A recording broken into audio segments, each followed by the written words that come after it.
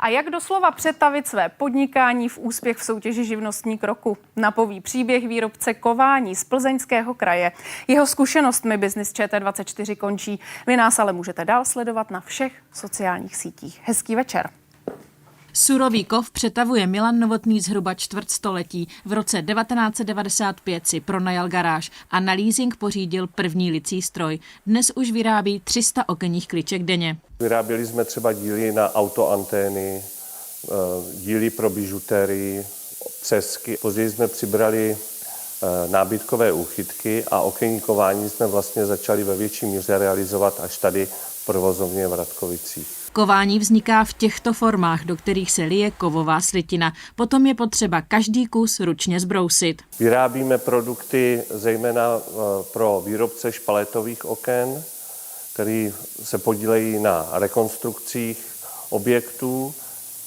Nábytkové kování vyvážíme hlavně do zahraničí, do Německa, Rakouska. Tento omílací stroj nahradil práci 8 lidí. Jednotlivé kusy se v něm leští až 620 hodin. Takže z aktivace dáme do oplachu a z oplachu do vlastní černící lázně.